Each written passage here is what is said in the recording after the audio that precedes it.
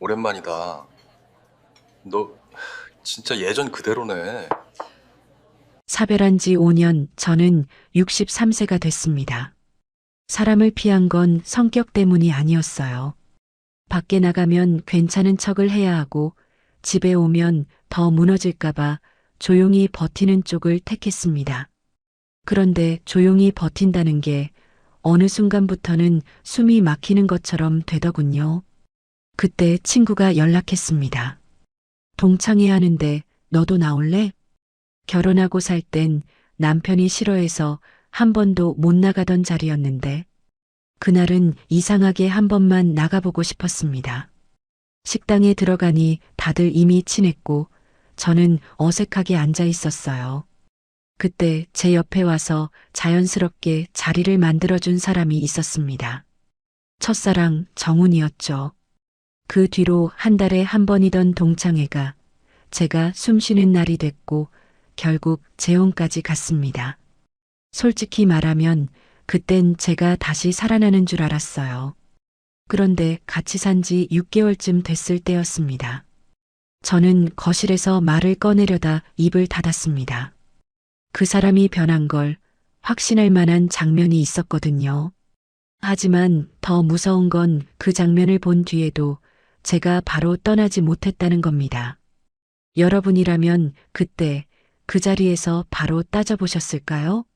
아니면 확실해질 때까지 조용히 지켜보셨을까요?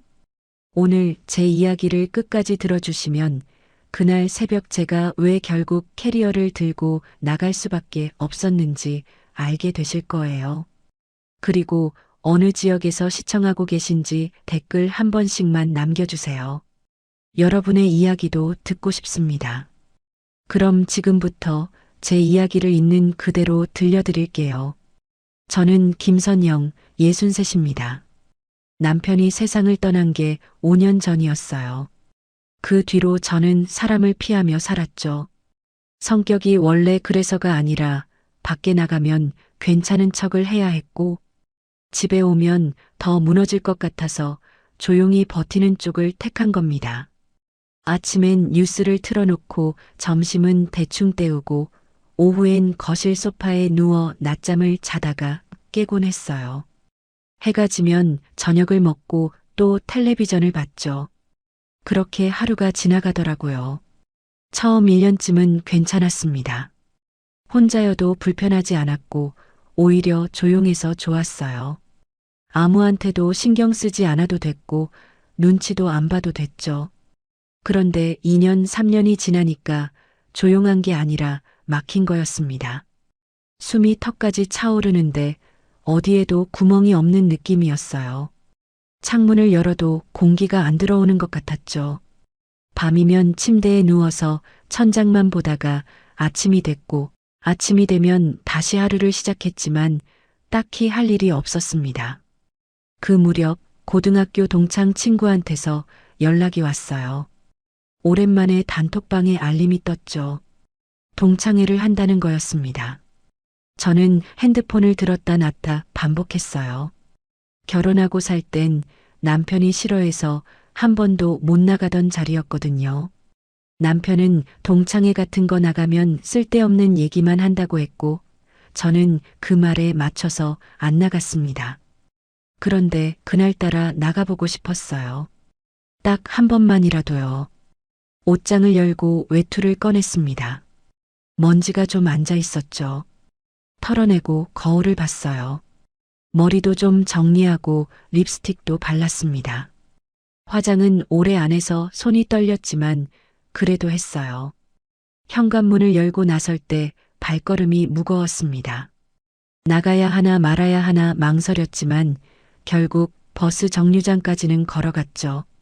버스를 타고 창밖을 보면서도 내릴까 말까 고민했어요.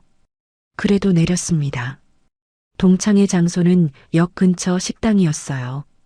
간판이 환하게 켜져 있었죠. 문 앞에서 한참을 서 있다가 들어갔습니다. 이미 다들 와 있었어요. 친한 사람끼리 모여서 웃고 있었고 누군가는 술을 따르고 있었죠. 저는 구석자리에 앉아서 물컵만 만졌습니다. 말을 붙이기가 어색했거든요. 누군가 너 선영이지? 하고 물었어요. 저는 고개만 끄덕였죠. 그 사람은 금방 다른 사람한테 가서 또 웃었습니다. 저는 그냥 앉아 있었어요. 물을 마시고 메뉴판을 보고 또 물을 마셨죠. 한 10분쯤 지났을까요? 누군가 제 옆에 와서 자리를 만들어주며 말을 건넸어요. 오랜만이라고, 정말 그대로라고 하더라고요. 고개를 들어보니 정훈이었습니다. 고등학교 때 좋아했던 사람이었죠. 얼굴은 나이가 들었지만 말투나 눈빛은 그대로였어요. 머리는 반백이 됐고 주름도 있었지만 웃는 모습은 그때 그대로였습니다. 정우는 제 옆에 앉아서 자연스럽게 이야기를 이어갔어요. 요즘 뭐하고 사는지, 자식들은 어떤지 물었죠. 저는 대답이 짧았지만 정우는 끼어들지 않고 들어줬습니다. 밥을 먹는 동안 정훈이 제 앞에 반찬을 좀 더 놓아줬어요. 이거 맛있다고 먹어보라고 하더라고요. 저는 고맙다고 했죠. 식사가 끝나고 사람들이 하나둘 일어났습니다. 사진도 찍고 악수도 하고 다음에 또 보자고 말했어요. 저는 구석에서 조용히 가방을 챙겼죠. 밖으로 나왔을 때 정훈이 따라 나왔습니다. 같은 방향이냐고 물었어요. 저는 아니라고 했죠. 그래도 정우는 버스 정류장까지 같이 걸었습니다. 그날 밤 집에 돌아오는 길이 이상하게 길게 느껴졌어요. 버스에서 내려 골목길을 걸으며 정훈의 말이 계속 맴돌았습니다. 그대로라는 말, 그게 왜 그렇게 오래 남았는지 모르겠더라고요. 집 현관문을 열고 들어갔습니다. 불을 켜고 신발을 벗고 거실에 앉았죠. 핸드폰을 보니 동창의 단톡방에 사진이 몇 장 올라와 있었어요. 제 모습도 구석에 작게 찍혀 있었습니다. 알림을 끄려다가 그냥 뒀어요. 그날 밤 잠이 잘 안 왔습니다. 천장을 보다가 눈을 감았다가 다시 떴죠. 정훈의 목소리가 자꾸 맴돌았습니다. 며칠 뒤였어요. 정훈한테서 개인 톡이 왔습니다. 다음엔 둘이서 커피라도 마시자고, 그날 제가 힘들어 보였다고 하더라고요. 저는 답장을 바로 하지 못했습니다. 핸드폰을 들었다 놨다 반복했죠. 뭐라고 해야 할지 몰랐어요. 그냥 좋아요라고만 보냈습니다. 그게 시작이었어요. 그 뒤로 정훈과는 한 달에 한 번 정도 만났습니다. 주로 카페였죠. 역 근처 조용한 곳에서 커피를 마시고 이야기를 나눴어요. 정우는 말이 많지 않았고 제가 하는 말을 가만히 들어줬습니다. 저도 처음엔 조심스러웠어요. 뭘 말해야 할지 몰라서 날씨 얘기만 하다가 돌아오기도 했죠. 그런데 점점 편해졌습니다. 어느 날은 남편 얘기를 꺼냈어요. 사별하고 나서 얼마나 힘들었는지, 혼자 있는 게 얼마나 무서운지 말했죠. 말하다 보니 목이 메었습니다. 정우는 고개를 끄덕이며 들어줬어요. 그리고 자기도 비슷했다고 말했습니다. 혼자 사는 게 처음엔 괜찮았는데 시간이 지나니까 점점 힘들어지더라고 하더라고요. 그 말이 위로가 됐습니다. 이해받는 느낌이었죠. 동창회도 한 달에 한 번씩 나갔어요. 처음엔 어색했지만 정훈이 옆에 있으니 조금 덜 긴장됐습니다. 사람들도 친절했고 농담도 던져줬죠. 그러면서 저는 조금씩 숨통이 트이는 느낌을 받았어요. 집에만 있을 때와는 다른 공기였습니다. 밖에 나가면 사람들이 있고 웃음소리가 들렸어요. 정우는 동창회가 끝나면 항상 버스 정류장까지 같이 걸어줬습니다. 말은 많지 않았지만 옆에 있어주는 게 좋았어요. 어느 날이었습니다. 동창회가 끝나고 헤어질 때였어요. 정훈이 말했죠. 잘 들어가라고, 그것뿐이었습니다. 특별한 말도 아니었는데 그 말이 이상하게 오래 남았어요. 버스를 타고 가면서도 그 말이 계속 들렸죠. 집에 들어와서도 단톡방 알림을 끄지 못했습니다. 핸드폰을 보다가 화면을 끄고 또 켜고 반복했어요. 왜 그랬을까요? 지금 생각하면 그때부터 제 마음이 기울어지고 있었던 것 같습니다. 그날 밤 저는 잠을 설쳤습니다. 정훈의 목소리가 자꾸 들리는 것 같았죠. 잘 들어가라는 그 한마디가 왜 그렇게 크게 들렸는지 모르겠어요. 다음 날 아침 일어나서 커튼을 열었습니다. 햇빛이 들어왔죠. 오랜만에 아침이 밝게 느껴졌어요. 그때 핸드폰이 울렸습니다. 정훈한테서 톡이 와 있었어요. 다음엔 둘이 커피라도 하자고 어제 제가 힘들어 보였다고 하더라고요. 그 뒤로 정훈과 만나는 게 자연스러워졌습니다. 카페에서 커피를 마시고 산책도 하고 가끔은 밥도 같이 먹었어요. 저는 그 시간이 좋았죠. 한 달에 한 번 있는 동창회가 제가 숨 쉬는 날이 됐습니다. 그날만큼은 집에 갇혀 있지 않아도 되는 날이었어요. 사람들과 밥을 먹고 웃고 정훈이 옆에 앉아서 농담을 던지면 저도 같이 웃었죠. 정훈은 저를 잘 챙겨줬어요. 제가 물컵이 비면 채워주고 반찬도 먼저 놓아줬습니다. 말은 많지 않았지만 행동으로 신경 써주는 게 느껴졌어요. 어느 날은 제가 처음으로 사별 얘기를 길게 꺼냈습니다. 남편이 떠나고 나서 얼마나 힘들었는지, 우울해서 하루하루가 어떻게 지나갔는지 말했어요. 밤엔 잠이 안 와서 약을 먹었고, 낮엔 소파에 누워 시간을 보냈다고 했죠. 정우는 끼어들지 않고 들어주더라고요. 고개를 끄덕이며 제 얘기를 다 들어줬습니다. 그리고 조용히 말했어요. 자기도 비슷했다고요. 정훈도 혼자 살면서 우울했던 적이 있다고 했습니다. 집에 혼자 있으면 숨이 막혀서 밖으로 나갔는데 밖에서도 혼자인 건 마찬가지였다고 하더라고요. 그 말이 위로가 됐습니다. 혼자가 아니라는 느낌이었죠. 이해해주는 사람이 있다는 게 이렇게 큰 힘이 되는 줄 몰랐어요. 그날 밤 동창회가 끝나고 헤어질 때였습니다. 정훈이 물었어요. 집에 들어가면 또 혼자일 텐데 괜찮겠냐고 잠깐만 자기 집에 올라가서 따뜻한 물이라도 마시고 가라고 하더라고요. 저는 잠깐이라는 말에 기대어 따라갔습니다. 정우는 오피스텔에 혼자 살고 있었어요. 작은 원룸이었지만 깨끗했죠. 신발을 벗고 들어가니 거실 겸 침실이 한눈에 보였습니다. 작은 책상이 있고 침대가 있고 부엌이 붙어 있었어요. 정훈이 물을 끓여주고 차를 내왔습니다. 따뜻한 대추차였어요. 저는 창가에 앉아서 바깥을 봤습니다. 밤이었지만 불빛이 많아서 밝았어요. 거리에는 사람들이 걷고 있었고 차들이 지나갔죠. 정훈이 옆에 앉았습니다. 그리고 손을 잡더라고요. 우리 다시 시작해보자고 그렇게 말했어요. 저는 깜짝 놀랐습니다. 예상하지 못한 말이었거든요. 손을 잡힌 채로 정훈을 쳐다봤죠. 정훈은 진지한 얼굴이었어요. 그런데 정훈은 거기서 멈추지 않았습니다. 이럴 거면 같이 살자고 재혼하자고 말했죠. 너무 빨랐어요. 저는 대답을 못하고 그냥 앉아 있었습니다. 입이 안 떨어졌어요.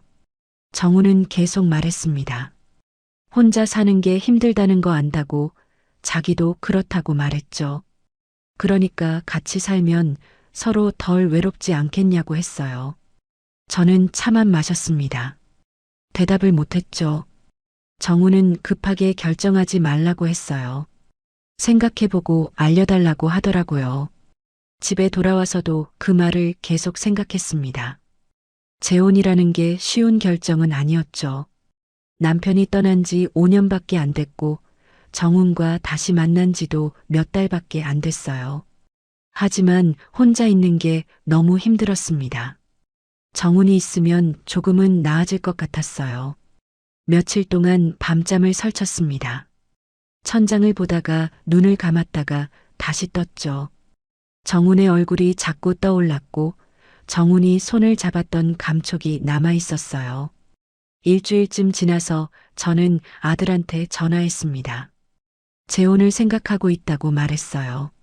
아들은 잠깐 조용하더니 엄마가 좋으면 된다고 했습니다.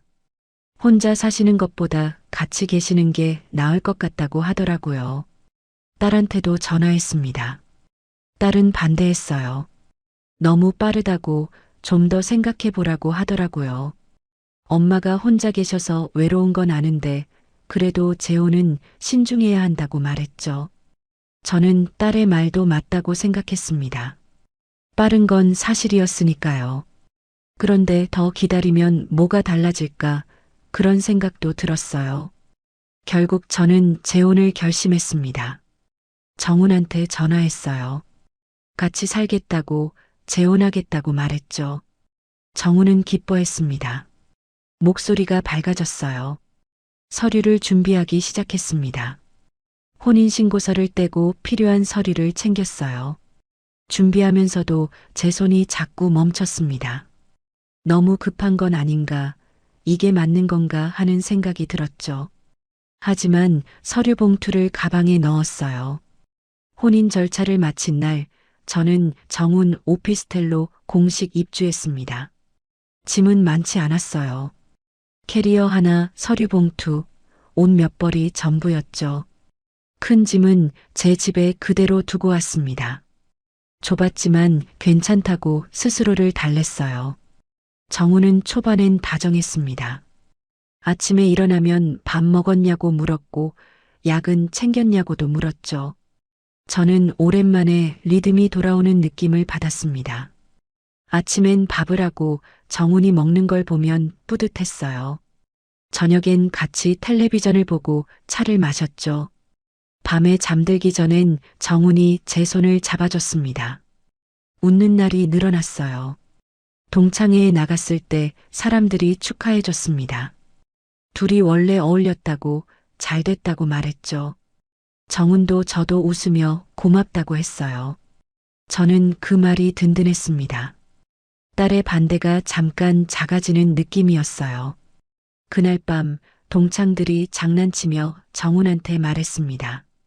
선영이 잘 챙기라고 혼자 오래 사셨는데 이제 의지할 사람이 생긴 거니까 잘해드리라고 하더라고요. 정훈이 웃으며 대답했습니다. 걱정하지 말라고 이제 저는 자기가 챙길 거라고 했어요. 저는 웃었습니다. 그런데 웃다가도 목이 잠깐 막혔어요. 왜 그랬을까요?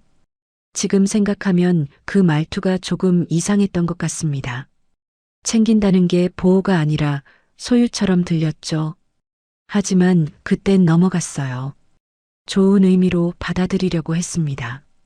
집에 돌아와서 정훈은 술을 한 잔 더 마시고 잤습니다. 저는 설거지를 하고 거실을 정리했어요. 작은 공간이었지만 제가 있을 자리가 생긴 것 같았죠. 그날 밤 잠들기 전에 창밖을 봤습니다. 불빛이 여전히 많았어요. 거리에는 사람들이 걷고 차들이 지나갔죠. 그런데 왜일까요? 갑자기 숨이 막히는 느낌이 들었습니다. 재혼하고 한 달이 지났을 때였어요. 저는 행복해서 더 믿으려고 했죠. 그런데 그 믿음이 나중에 제일 아픈 부분이 될 줄은 몰랐습니다. 재혼 생활이 시작되고 한 달쯤 됐을 때였어요. 저는 정훈의 오피스텔에서 살고 있었습니다. 작은 공간이었지만 불편하지 않았어요. 캐리어 하나로 온 짐이 전부였고 옷장 한 칸이면 충분했죠. 제 집은 그대로 두고 왔습니다. 나중에 정리하면 된다고 생각했어요. 아침에 일어나면 제일 먼저 커튼을 열었습니다. 햇빛이 들어오면 기분이 좋았어요. 물을 끓이고 밥을 차렸죠. 정훈은 늦게 일어났지만 아침은 꼭 먹었습니다. 밥상을 차려놓으면 정훈이 나와서 앉았어요. 고마워하고 말했죠. 저는 그 말이 좋았습니다. 누군가를 챙기는 게 오랜만이었거든요. 혼자 살 땐 밥도 대충 먹고 설거지도 미뤘는데 이젠 챙길 사람이 있으니 달랐어요. 정훈은 밥을 먹으면서 오늘 뭐 할 거냐고 물었습니다. 저는 청소하고 빨래하고 그러겠다고 했죠. 정훈이 웃으며 집에만 있지 말고 바람도 쐬고 그래 했어요. 그 말이 다정하게 들렸습니다. 설거지를 하고 거실을 정리하고 점심때가 되면 간단하게 먹었어요. 냉장고에 있는 반찬으로 비빔밥을 만들어 먹거나 라면을 끓여 먹었죠. 정우는 낮에 자주 나갔습니다. 어디 갔다 오는지 구체적으로 말하지 않았지만 저도 묻지 않았어요. 결혼 생활이 원래 그런 거라고 생각했죠. 서로 자기 시간이 있는 거라고요. 저는 정훈이 없는 낮 시간에 빨래를 하거나 청소를 했습니다. 작은 공간이라 금방 끝났어요. 그러고 나면 소파에 앉아서 텔레비전을 봤죠. 오후 4시쯤 되면 창밖을 보곤 했습니다. 해가 기울고 거리에 사람들이 늘어나는 시간이었어요.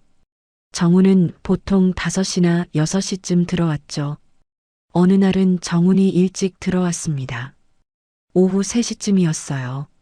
저는 빨래를 널고 있었죠. 일찍 오셨네요. 정훈이 소파에 앉으며 말했습니다. 집에 오고 싶어서. 그 말이 참 좋았어요. 저는 차를 끓여서 가져다 줬죠. 정훈이 차를 마시며 물었습니다. 심심하지 않아? 아니요, 괜찮아요. 너무 집에만 있는 거 아니야? 저는 웃으며 대답했어요. 밖에 나가도 딱히 갈 데가 없어요. 집이 편해요. 정훈이 고개를 끄덕였습니다. 그래, 집이 제일 편하지. 저녁엔 같이 밥을 먹고 텔레비전을 봤어요. 뉴스를 보거나 드라마를 봤죠. 정우는 말이 많지 않았지만 옆에 앉아 있는 것만으로도 괜찮았습니다. 혼자 있을 때와는 달랐어요. 소리가 있었고 누군가의 숨소리가 들렸죠. 밤에 잠들기 전엔 정훈이 제 손을 잡아줬습니다. 웃는 날이 늘어났어요. 어느 날은 정훈이 저녁을 사왔습니다. 치킨을 들고 들어오면서 오늘은 이거 먹자고 하더라고요. 저는 오랜만에 치킨을 먹었어요. 바삭한 게 맛있었죠. 정훈이 맥주를 따라줬습니다. 저는 술을 잘 못하지만 한 잔은 마셨어요. 재혼 생활 어때? 정훈이 물었습니다. 저는 웃으며 대답했어요. 좋아요. 혼자 있을 때보다 훨씬 좋죠. 정훈도 웃으며 고개를 끄덕였습니다. 나도 그래. 혼자 있을 땐 집에 들어오기 싫었는데 이젠 들어오고 싶어. 그 말이 제 마음에 와닿았어요. 저도 똑같았거든요. 치킨을 먹고 맥주를 마시면서 정훈이 말했습니다. 다음 주에 동창회 있는데 같이 가자. 네, 좋아요. 사람들이 많이 축하해 줄 거야. 저는 기대가 됐어요. 동창들이 어떤 반응을 보일지 궁금했죠. 동창회 날이 왔습니다.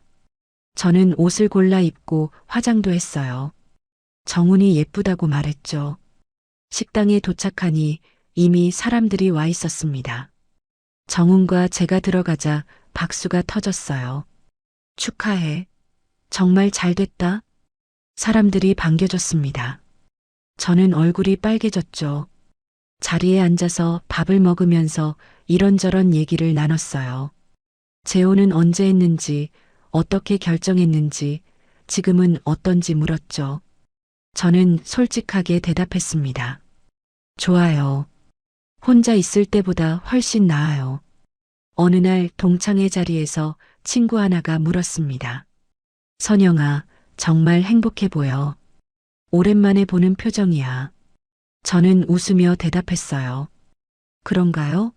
저도 오랜만에 이렇게 마음이 편해요. 정훈이 옆에서 제 어깨를 가볍게 두드렸습니다. 친구들이 웃으며 잘 됐다고 했어요. 둘이 원래 어울렸어.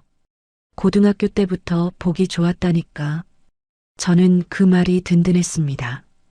딸이 반대했던 게 잠깐 작아지는 느낌이었어요. 제 선택이 틀리지 않았다는 생각이 들었죠. 밥을 먹으면서 사람들이 이런저런 얘기를 했습니다. 누가 손주를 봤다는 얘기, 누가 여행을 다녀왔다는 얘기, 동네 소식 같은 것들이었어요.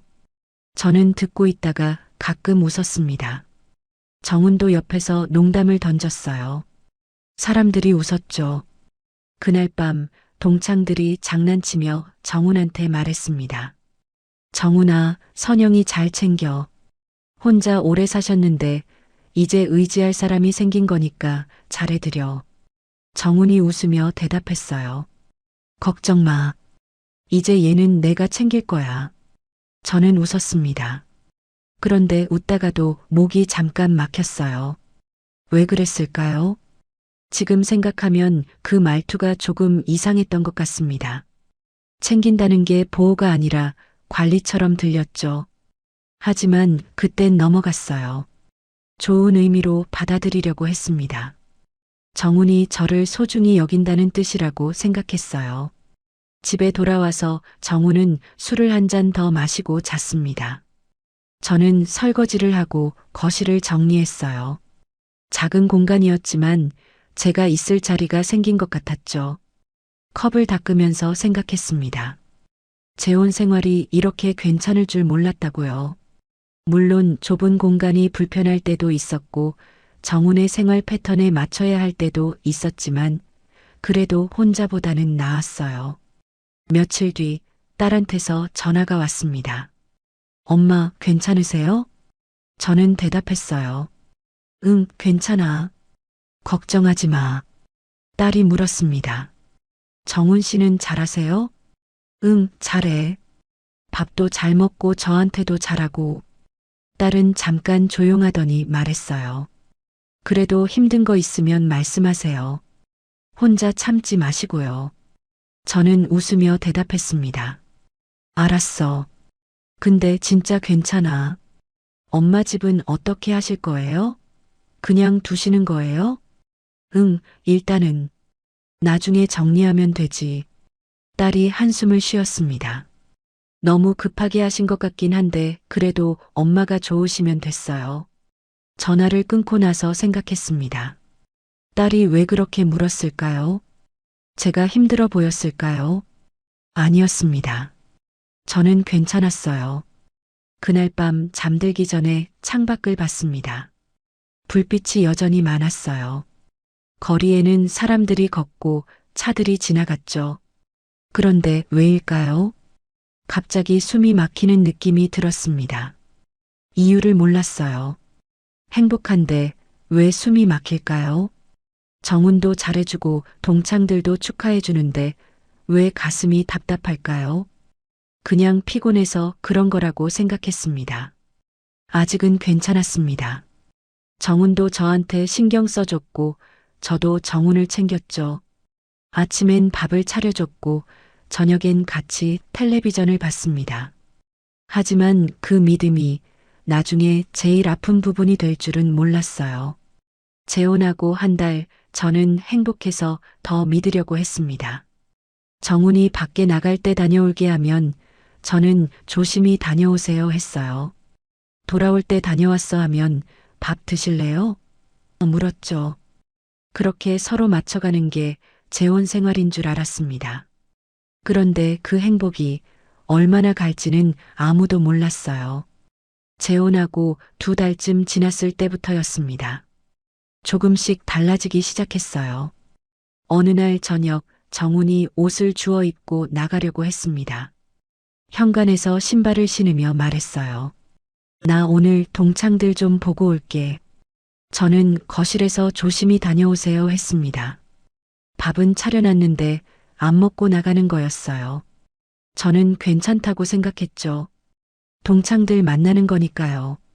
그런데 문득 생각이 났습니다. 다음 달 동창회 날짜를 말하려고 했어요. 저도 다음 달 동창회엔 나가려고 하는데 말을 끝까지 못했습니다. 정훈이 끊었어요. 너는 그런 데 가면 피곤해. 괜히 또 우울해지고. 저는 멈칫했습니다. 피곤하긴 한데 그래도 나가고 싶었거든요. 친구들도 보고 싶었고 밖에 나가는 것도 좋았어요. 아니, 괜찮은데요. 나가고 싶어서. 정훈은 문을 열며 말했습니다. 나중에 생각해봐. 나 늦겠다. 그리고 나갔어요. 저는 거실에 서 있었습니다. 문 닫히는 소리가 들렸죠. 멍하니 서 있다가 소파에 앉았어요. 피곤해서 못 나가는 게 아니었는데 라는 생각이 들었습니다. 저도 나가고 싶은데 왜 정훈이 그렇게 말했을까요? 그냥 걱정해서 그런 거라고 생각했습니다. 제가 혼자 있을 때 우울했던 거 아니까 배려해 준 거라고요. 하지만 뭔가 찝찝했어요. 며칠 뒤였습니다. 저는 문화센터 프로그램을 하나 신청하려고 했어요. 동네에서 하는 서예 교실이었죠. 오래 해보고 싶었던 겁니다.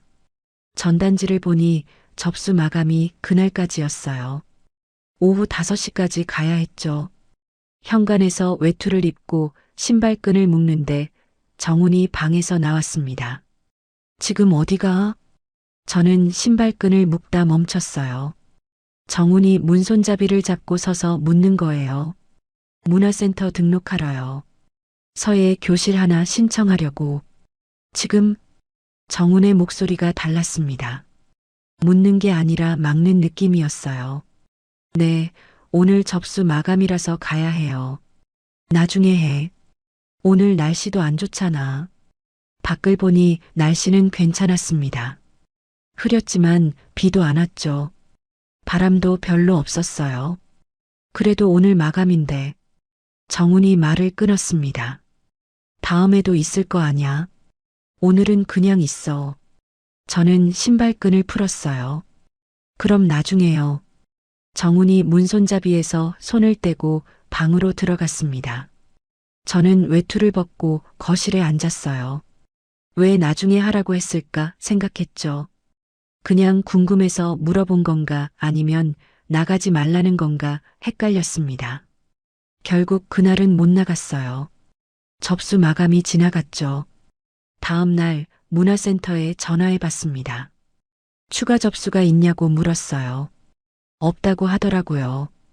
저는 전화를 끊고 한숨을 쉬었습니다. 서예 교실 해보고 싶었는데요. 그 무렵부터 정훈은 자주 늦게 들어왔습니다. 밤 11시, 12시쯤 들어오는 날이 많았어요. 술 냄새가 났죠. 어느 날은 새벽 1시에 들어왔습니다. 저는 잠들지 못하고 거실에서 기다리고 있었어요. 텔레비전을 켜놨다가 소리를 줄였다가 다시 켰다가 반복했죠. 현관문이 열렸습니다. 정훈이 들어왔어요. 늦으셨네요. 정훈은 신발을 벗으며 대답했습니다. 피곤해. 자야지. 어디 갔다 오셨어요? 정훈이 멈칫하더니 제게로 고개를 돌렸습니다. 너는 왜 그렇게 예민해졌어? 저는 입을 다물었어요. 예민한 게 아니라 궁금해서 물어본 건데 라는 말이 목까지 올라왔지만 안 나왔습니다. 정훈은 방으로 들어가서 침대에 드러누웠어요. 저는 거실에서 텔레비전을 끄고 불도 껐죠. 침대에 누워도 잠이 안 왔습니다. 정훈의 숨소리만 들렸어요. 술 냄새가 났고 코 고는 소리가 컸죠. 그 뒤로 저는 정훈한테 잘 묻지 않게 됐습니다. 어디 갔다 오는지, 언제 들어오는지 물어봐도 대답이 짧거나 되려 제가 예민하다는 말을 들었죠. 물어보는 게 무서워졌어요. 그러면서 제 생활이 점점 좁아졌습니다. 밖에 나가는 게 편의점 정도였어요. 우유 사러 가거나 빵 사러 갔죠. 동네를 한 바퀴 도는 것도 조심스러웠습니다. 왜 그랬을까요? 정훈이 막는 건 아니었지만 눈치가 보였어요. 나갔다 오면 어디 갔다 왔어? 물었고 저는 대답하면서 왜 이렇게 떨리는지 모르겠더라고요. 어느 날은 편의점 갔다 오는 길에 뒤를 봤습니다. 누가 따라오는 것 같았죠. 아무도 없었지만 자꾸 뒤를 돌아봤어요. 골목길을 걸으면서도 빨리 걸었습니다. 현관문을 열고 들어가서 문을 잠그고 숨을 골랐어요. 뭐가 무서운 건지 몰랐지만 숨이 가팠습니다. 거울을 보니 제 얼굴이 하얗게 질려 있었어요. 스스로도 이상함을 느꼈습니다. 왜 이러고 있지 생각했죠. 그런데 멈출 수가 없었어요. 정우는 여전히 자주 나갔습니다. 동창들 만난다고, 친구들 본다고 했어요. 늦게 들어와도 설명은 안 했죠. 저는 점점 집 안에만 있게 됐습니다. 창밖만 보다가 하루가 갔어요. 어느 날 저녁 정훈이 또 나가려고 했습니다. 현관에서 신발을 신으며 말했어요. 나 숨 좀 쉬고 와야 해. 집에만 있으면 미치잖아. 저는 거실에서 그 말을 들었습니다. 그리고 조용히 물었어요. 그럼 나는요? 정우는 대답 대신 문을 닫았습니다. 쾅 하는 소리가 들렸어요. 저는 소파에 앉아 있었습니다. 정훈이 나간 뒤에 고요함이 무거웠죠. 그날 밤 저는 오래 생각했습니다. 정훈은 집에만 있으면 미친다고 했어요. 그래서 나가는 거라고 했죠. 숨 쉬러 간다고 했습니다. 그런데 저는 왜 못 나가게 했을까요? 저도 숨 쉬고 싶은데, 저도 동창회 나가고 싶은데, 저도 문화센터 가고 싶었는데요. 왜 정우는 나가면서 저는 나가면 피곤하다고 했을까요? 왜 제가 나가려고 하면 막으면서 자기는 자유롭게 나갔을까요? 처음으로 확인하고 싶어졌습니다. 정훈이 어디 가는지, 누구 만나는지, 정말 동창들만 보는 건지요. 하지만 따져 물을 용기는 없었어요. 물어봤다가 또 제가 예민하다는 말을 들을 것 같았죠. 아니면 너는 왜 그렇게 의심이 많아졌냐는 말을 들을 것 같았습니다. 그날 밤 저는 잠들지 못하고 창밖만 봤습니다. 불빛은 여전히 많았지만 제 안은 점점 어두워지는 느낌이었어요. 나는 못 나가게 하면서 자기는 왜 맘대로 나가는 걸까요? 재혼하고 넉 달쯤 됐을 때였습니다. 저는 매일 아침 일어나서 똑같은 일을 반복했어요. 커튼을 열고 물을 끓이고 밥을 차리고 정훈이 일어나길 기다렸죠. 정훈은 밥을 먹고 나갔고 저는 설거지를 하고 집 안에 있었습니다. 그런데 그 무렵부터 이상한 생각이 들기 시작했어요. 어느 날 아침 저는 침대 밑을 보고 있었습니다. 캐리어가 거기 있었죠. 재혼할 때 가져온 그 캐리어였어요. 꺼내볼까 하는 생각이 들었습니다. 정훈이 나가고 나서 캐리어를 꺼냈어요. 바퀴에서 소리가 날까봐 조심스럽게 끌었죠. 거실에 세워두고 지퍼를 열어봤습니다. 비어 있었어요. 옷은 다 옷장에 넣었으니까요. 그런데 왜 꺼냈을까요? 지금 생각하면 그때부터 준비하고 있었던 것 같습니다. 무의식적으로요. 캐리어를 다시 침대 밑에 넣었어요. 바퀴 소리가 날까봐 들어서 넣었죠. 그날 오후 저는 서류 봉투를 찾았습니다. 재혼할 때 가져온 서류들이 들어있는 봉투였어요. 신분증 사본, 혼인신고서 사본, 제 집 등기부등본 같은 것들이었죠. 서류를 하나하나 확인했습니다. 다 있었어요. 왜 확인했을까요? 그것도 모르겠습니다. 그냥 확인하고 싶었어요. 며칠 뒤 저는 작은 파우치를 하나 샀습니다.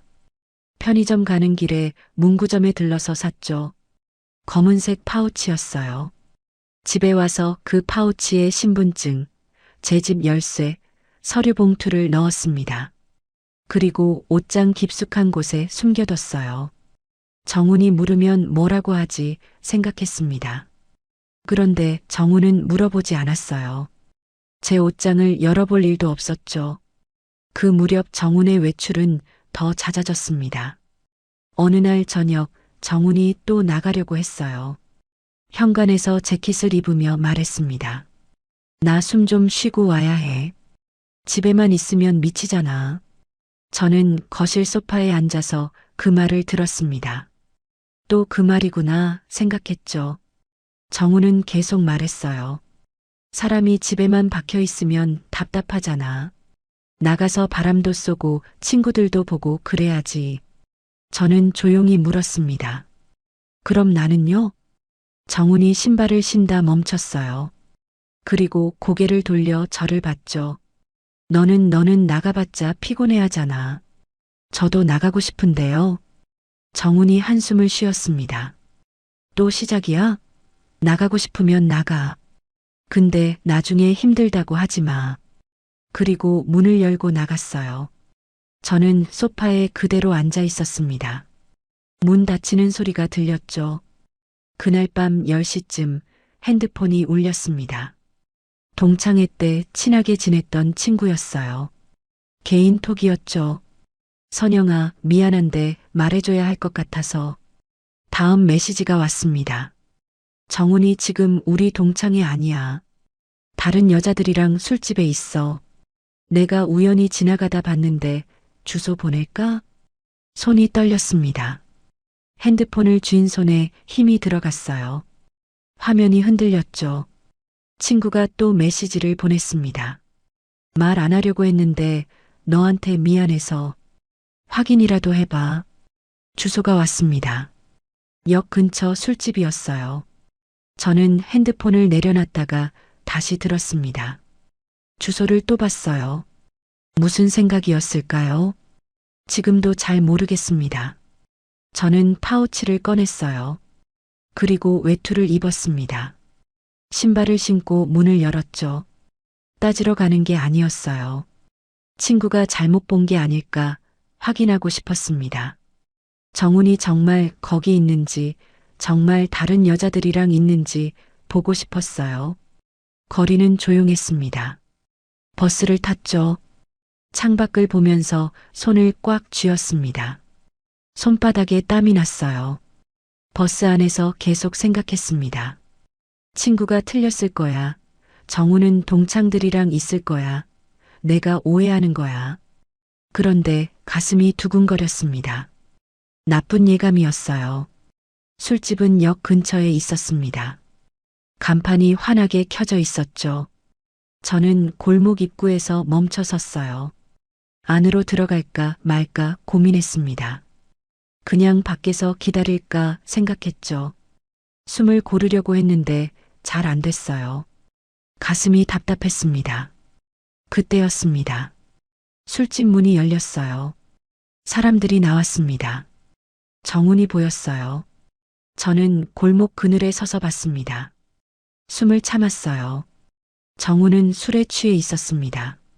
비틀거렸죠. 옆에 여자 2명이 있었어요. 젊은 여자들이었습니다. 동창이 아니었어요. 한 명이 정훈 팔을 잡아 끌었습니다. 정훈은 피하지 않았어요. 웃으면서 따라갔죠. 저는 그 장면을 보고 있었습니다. 다리가 떨렸어요. 서 있는 것도 힘들었죠. 그런데 움직일 수가 없었습니다. 그들은 골목 안쪽으로 걸어갔습니다. 모텔 쪽 방향이었어요. 여자가 정훈한테 뭐라고 말했습니다. 못 들었지만 웃으면서 말하는 게 보였어요. 정훈도 웃었습니다. 저는 그 웃음을 봤어요. 제 옆에서는 한 번도 본 적 없는 표정이었습니다. 가슴이 무너지는 느낌이었어요. 숨이 안 쉬어졌습니다. 손이 차가워졌습니다. 다리가 후들거렸죠. 저는 따라가지 않았습니다. 그냥 서 있었어요. 얼마나 서 있었는지 모르겠습니다. 한참 뒤에 돌아섰습니다. 버스 정류장으로 걸었어요. 다리가 제대로 안 움직였지만 걸었죠. 버스를 탔습니다. 앉아서 창밖을 봤어요. 눈물은 안 났습니다. 그냥 멍했어요. 집에 도착했습니다. 엘리베이터를 탔어요. 층수 버튼을 누르는 손이 떨렸습니다. 문을 열고 들어가서 불을 켰어요. 외투를 벗고 신발을 벗었죠. 거실에 앉았습니다. 시계를 봤습니다. 밤 11시 반이었어요. 정우는 새벽 2시쯤 들어왔습니다. 저는 침대에 누워 있었지만 자지 않았어요. 정훈이 들어오는 소리가 들렸죠. 신발 벗는 소리, 화장실 가는 소리, 물 내리는 소리가 다 들렸습니다. 정훈이 침대에 누웠어요. 술 냄새가 났죠. 여자 향수 냄새도 났습니다. 저는 눈을 뜨고 천장을 봤습니다. 어둠 속에서 천장만 보였어요. 다음 날 아침 정훈이 늦게 일어났습니다. 저는 밥을 차려놨지만 식탁에 앉지 않았어요. 정훈이 거실로 나와서 물었습니다. 밥 안 먹어? 저는 주방에 서서 대답했어요. 저는 먹었어요. 거짓말이었습니다. 안 먹었죠. 정훈이 혼자 밥을 먹고 설거지를 싱크대에 놔뒀어요. 저는 정훈이 나간 뒤에 설거지를 했습니다. 며칠이 지났습니다. 저는 정훈한테 묻지 않았어요. 그날 밤 어디 갔었는지, 누구랑 있었는지 물어보지 않았죠. 물어봤자 소용없다는 걸 알았습니다. 정훈은 부인할 게 뻔했어요. 아니면 제가 의심병이 있다고 할 거였죠. 그 대신 저는 결심했습니다. 말로 해결할 사람이 아니라고요. 어느 날 저녁 정훈이 집에 있을 때였습니다. 저는 조용히 물었어요. 나랑 사는 게 싫으세요? 정훈이 텔레비전을 보다 고개를 돌렸습니다. 갑자기 무슨 소리야? 그냥 제가 집에만 있는 게 답답하시나 해서요. 정훈이 한숨을 쉬었어요.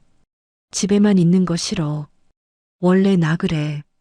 밖에 나가야 숨이 쉬어져. 그럼 나는 왜 못 나가게 하셨어요? 정훈이 표정이 굳었습니다.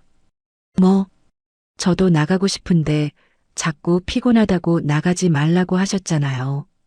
정훈이 소파에서 일어났어요. 너는 나가면 문제 생겨.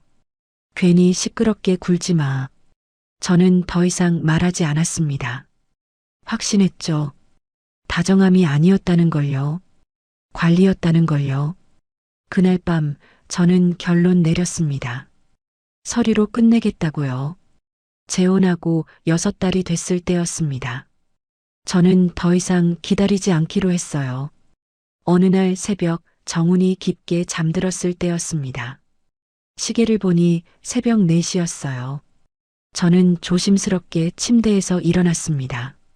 정훈의 숨소리를 확인했죠. 규칙적으로 숨을 쉬고 있었어요. 옷장을 열었습니다. 소리가 날까봐 천천히 열었죠. 파우치를 꺼냈어요. 신분증, 집 열쇠, 서류 봉투가 들어 있었습니다. 침대 밑에서 캐리어를 꺼냈어요. 바퀴 소리가 날까봐 들어서 꺼냈죠. 무거웠지만 참았습니다. 옷을 몇 벌 챙겼어요. 많이 가져갈 순 없었어요. 필요한 것만 챙겼죠. 거실로 나왔습니다. 정훈이 깨지 않았어요. 현관에서 신발을 신었습니다. 외투를 입고 캐리어를 들었죠. 문을 열 때가 제일 조심스러웠어요. 문 손잡이를 천천히 돌렸습니다. 소리가 나지 않게 손으로 문을 받치며 열었죠. 밖으로 나가서 문을 닫을 때도 똑같이 했어요. 손으로 문을 받치며 천천히 닫았습니다. 복도에 나왔어요. 숨을 삼켰죠. 엘리베이터를 탈까, 계단으로 내려갈까 고민했습니다. 엘리베이터 소리가 클 것 같아서 계단을 택했어요. 캐리어를 들고 계단을 내려갔습니다. 팔이 아팠지만 참았죠. 1층에 도착해서 밖으로 나왔어요. 새벽 공기가 차갑게 느껴졌습니다. 택시를 잡았어요. 기사님한테 주소를 말했죠. 제 집 주소였습니다. 택시 안에서 뒤를 봤어요. 정훈이 따라오진 않았습니다. 당연했죠. 자고 있을 테니까요. 창밖을 보며 손을 꽉 쥐었습니다. 떨렸지만 돌아가지 않았어요. 제 집에 도착했습니다. 6달 만에 돌아온 집이었어요. 현관문 앞에 섰습니다. 열쇠를 꺼내서 문을 열었어요. 불을 켰습니다. 집은 그대로였어요. 먼지가 쌓여 있었지만 제 냄새가 났죠. 캐리어를 거실에 놔두고 창문을 열었습니다. 환기를 시켰어요. 바람이 들어왔죠. 제일 먼저 한 일은 도어락 비밀번호를 바꾸는 거였습니다. 정우는 제 집 비밀번호를 몰랐지만 그래도 바꿨어요. 새 번호를 누르고 확인했습니다. 바뀌었죠. 소파에 앉았어요.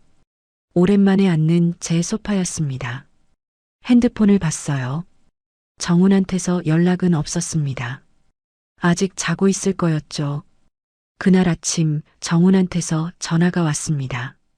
받지 않았어요. 문자가 왔죠. 어디 갔어? 왜 없어? 장난하지 마. 답장하지 않았습니다. 며칠 뒤 저는 가정법원에 갔어요. 협의 이혼 신청서를 작성했습니다. 창구 직원이 서류를 확인하고 물었어요. 배우자분도 동의하시나요? 아직 말은 안 했지만 통지서 보내주시면 동의할 겁니다. 직원이 안내문을 줬어요. 정훈한테도 통지서가 갈 거라고 했죠. 양쪽 다 출석하셔야 이혼이 가능합니다. 의사 확인 기일이 잡히면 연락드릴게요. 저는 고개를 끄덕였습니다. 집에 돌아와서 달력을 봤어요.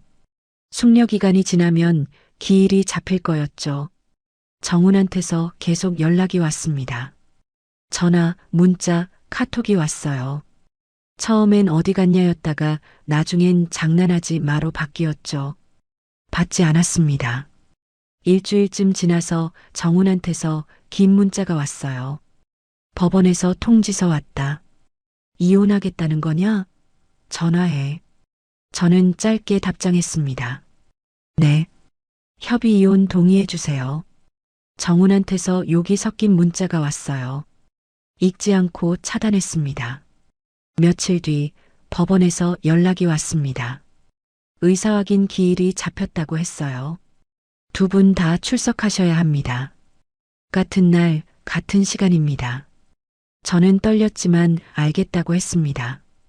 의사 확인 기일날 저는 법원에 갔어요. 복도에서 정훈을 봤습니다. 멀리 서 있었죠. 눈이 마주쳤지만 말은 안 했어요. 정훈이 다가왔습니다.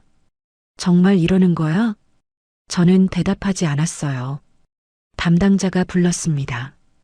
김선영 씨, 박정훈 씨, 들어오세요. 안으로 들어갔습니다. 정훈과 저는 각자 의자에 앉았어요. 담당자가 물었습니다. 두 분 다 이혼에 동의하시나요? 저는 대답했어요. 네. 정훈도 대답했습니다. 네. 재결합 의사는 없으신가요? 없습니다. 정훈도 말했어요. 없습니다. 서류에 각자 서명했습니다. 확인 도장을 받았죠. 나올 때 정훈이 말했어요. 후회할 거야. 저는 대답하지 않았습니다. 그냥 걸어 나왔죠. 돌아올 때 버스를 탔어요. 창밖을 보며 생각했습니다. 이제 끝이구나 하고요. 이혼이 확정되고 일주일쯤 지났을 때였습니다. 동창회 단톡방에 알림이 떴어요.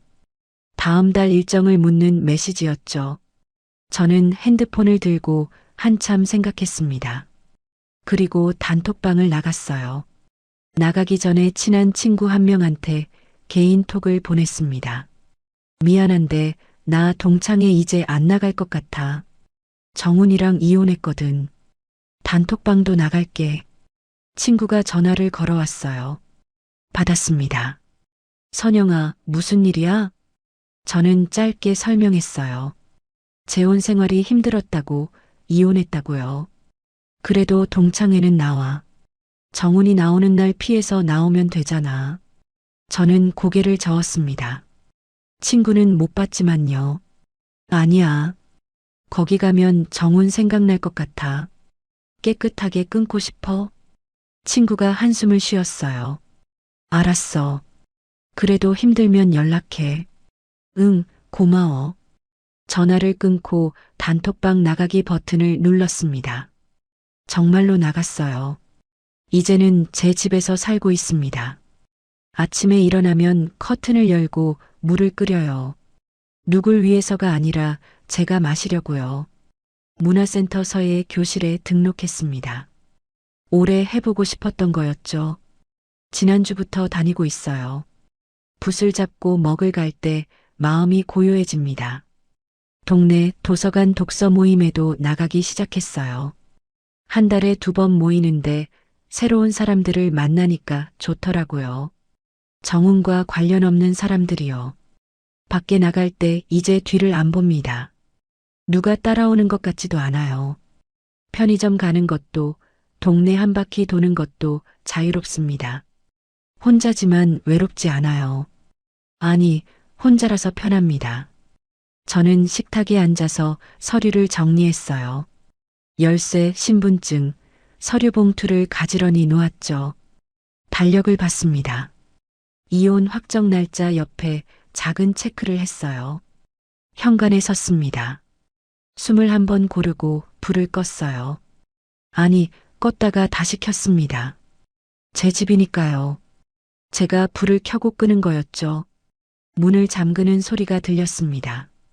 이번에는 끝이 아니라 정리로 들렸어요. 재혼이 틀렸다는 게 아닙니다. 저는 사람을 잘못 봤을 뿐이죠. 정우는 저를 사랑한 게 아니라 관리하려고 했던 겁니다. 그걸 알았을 때 저는 선택했어요. 떠나기로요. 여러분이라면 어떻게 하셨을까요? 사랑이라고 믿었던 게 사실은 통제였다는 걸 알았을 때 바로 떠나셨을까요? 아니면 저처럼 확실해질 때까지 기다렸다가 조용히 정리하셨을까요? 저는 후회하지 않습니다. 제 선택이었으니까요. 오늘 이야기 끝까지 들어주셔서 고맙습니다. 구독해 두시면 다음 사연도 과장 없이 있는 그대로 더 친절하게 들려드릴게요. 끝까지 보신 분들은 지금 화면 왼쪽 재생 목록부터 눌러서 같은 흐름의 사연들을 이어서 보세요. 그리고 오른쪽 추천 영상은 이 지옥이 시작된 첫 단추가 더 선명하게 나옵니다. 지금 바로 하나만 눌러주시면 그대로 이어집니다.